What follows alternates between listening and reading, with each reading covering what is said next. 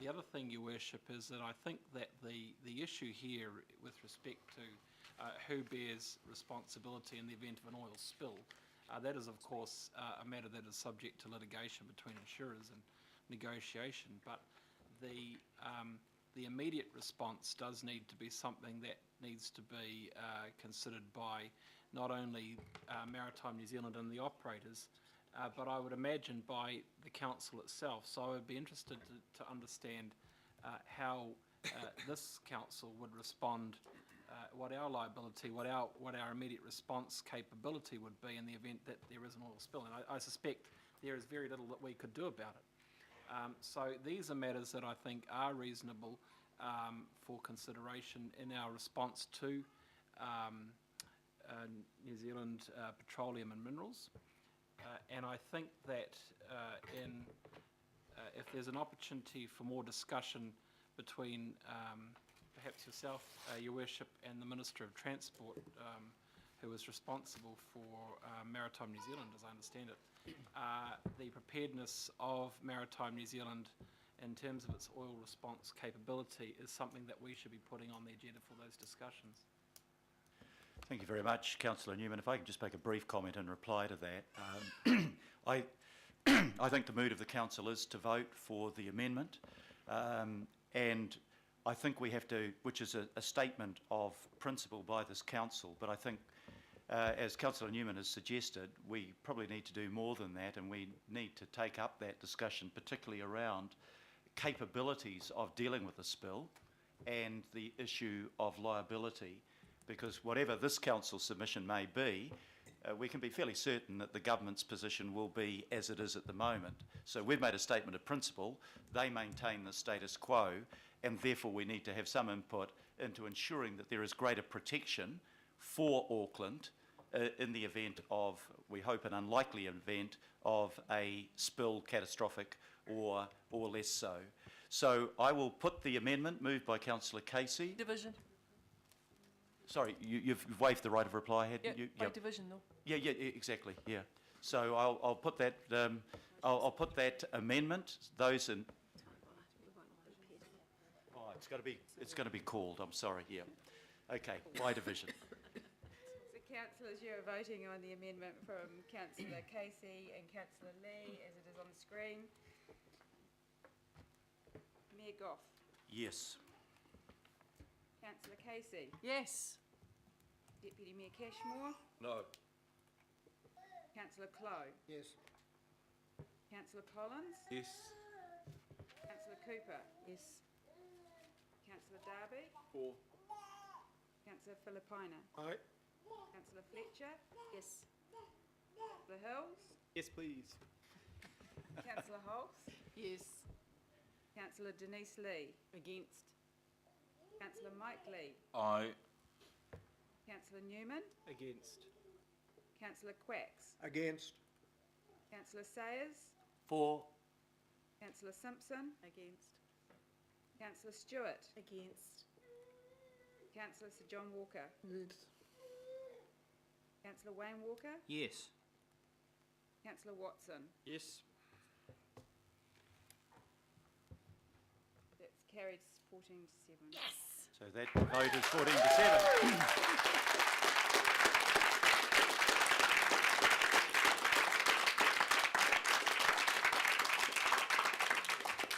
I'll now put the substantive motion, which is the motion as amended. All those in favour, please say aye. Aye. To the contrary? No. Carried.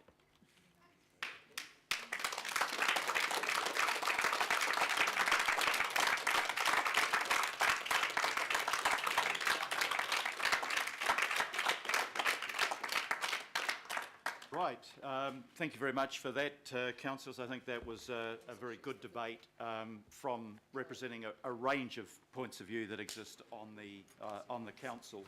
We now come to item number 11. No, I think we'll just keep moving, actually. Item 11 relates to the setting up of demographic advisory panels for the 2016-19 term, and the recommendations before you are to, which I move, to endorse the establishment of the 6 demographic advisory panels during this term, to approve the terms of reference in attachment C, and to note it may be appropriate to consider a different model for engaging with diverse communities at the end of this term of council. So I've moved that way. Have we a seconder? Yep. Seconded by Councillor Casey. Can I now call on Austin Kim and Marguerite Dalbet to speak to the paper? Thank you, Mr. Mayor. When you announced your committee structure, you made it clear that you wanted to continue with the 6 demographic panels that we had in the previous term. And we had commissioned an independent review of the panel model before the end of the previous electoral term. So we have developed new terms of reference for the panels for this term based on your decision and also the recommendations of the Martin Jenkins report. Basically, the changes from the last term that we are recommending is that the panels clearly focus on providing strategic advice on regional issues to the council, and this is to clarify the role of the panels alongside other engagement mechanisms that the council is using. The other recommendations are that we have a consistent competency-based model for all the panels, including the youth advisory panel, to appoint the members, in that the panels engaged more and more often and in more depth with both the governing body and with staff in a setting that is less formal than it was in the previous term. So in other terms, more strategic discussions, workshops, and informal engagement, and less formal meeting, which tend to be less easy to have good discussions. And our last recommendation is that the members of the Rainbow Panel be reappointed from the last term, because that appointment was only made a year ago, and rather than going through a whole recruitment process with for the panel, that we continue with the existing one, noting that 2 of the 2 members of the Rainbow Panel have actually resigned, so we would need to replace them. Thank you very much, Marguerite. Austin, did you want to add anything to that?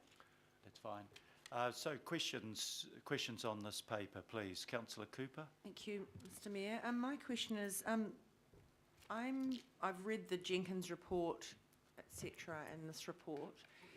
I'm still got some concerns around the roles in terms of, we talk about it's offering strategic advice to policy development and things like that, but we've had numerous occasions where we've had, for example, we had one thing last year where council's trying to dispose of some property, and the senior panel comes along at the behest of a local board and is starting to lobby about whether we sell something or not, and I'm wanting clarification. Is that strategic advice, or is that, that's a very particular issue, which I'm not sure that's within a brief of an advisory board. So I guess I want to know whether that is how we're going to continue, or is things going to be sharpened up somewhat? So what we are trying to make some changes around in that, to that extent, is that we are hoping the advisory panels will provide advice at an earlier stage of policy planning and policy development, rather than at a later stage, which may be seen as advocacy. So we like to stay away from that scene. That's why we are keen to have more workshops with council staff and more engagement with governing body at an early stage, so that the governing body can be well aware of panel's views, and also the policy planners and strategic teams will be incorporating panel's views at an early stage. Okay, so can I just supplement your question? So what's to stop? So this is my concern, because yes, you might do that. However, it doesn't work that way in practice. So there might be, for example, a local board that has a local issue, and a panel's pulled in to bolster that argument. And I just wonder whether that's how we should be using our advisory boards. And what checks and balances do we have for chairs of committees saying, well, I will hear that view or not? Because that, in the end, we're going outside the brief because we're not being true to our own policies. So that's what I guess, and that's probably not a question for you because it's often a political decision around whether a chair will hear a view or not. So, but in some ways, we set up a policy, then we undermine it ourselves. So I guess I'm, Mr. Chairman, asking if we're going to develop policies, you know, do we have a commitment for people to uphold them once we all agree to a policy?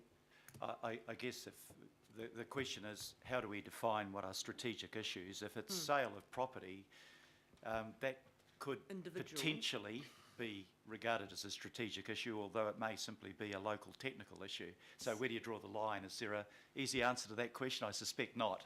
I don't know if the answer is easy, but certainly one of the things that we would that we want to do, we would like to do better this term, is in the development of the work programs of the panels, and being quite clear about the key pieces of work that we will seek the panel's input and help on, and align those work programs with the work programs of the different committees, so that actually we really focus to get their advice on the key strategies and plans that will really add value to the council. Thank you. Okay, thank you. Councillor Simpson. Thank you, Your Worship. I've got a number of questions. I'll start with the first one.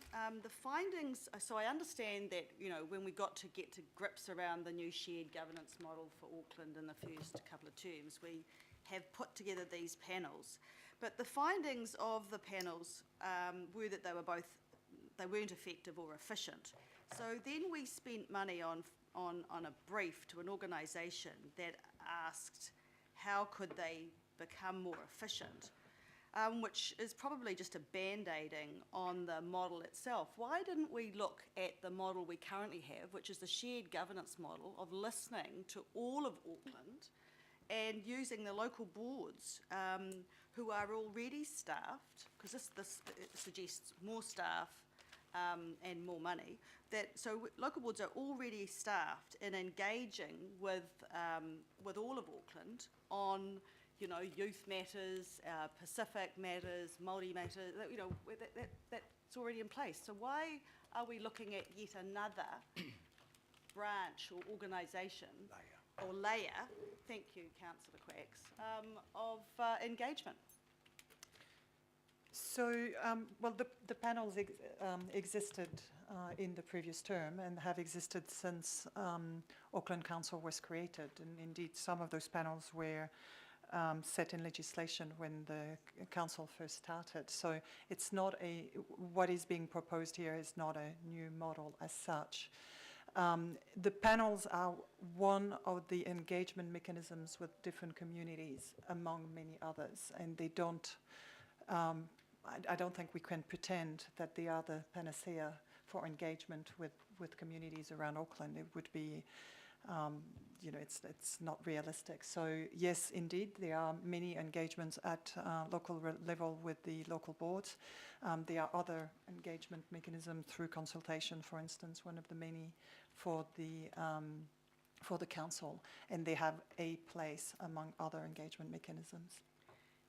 Okay, I don't accept that, but I hear your answer. The second question is, this report is suggesting the promotion of paying people for engagement advice, when all of the passionate volunteers we have throughout the region with our Residents Association, other ethnic groups, seniors panels that we have with local boards, disability forums we have with local boards, get nothing.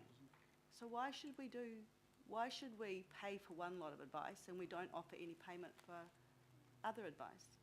So this decision was made through the long-term plan by the previous council, that the panel members be paid. That's a decision that you can change if you so wish.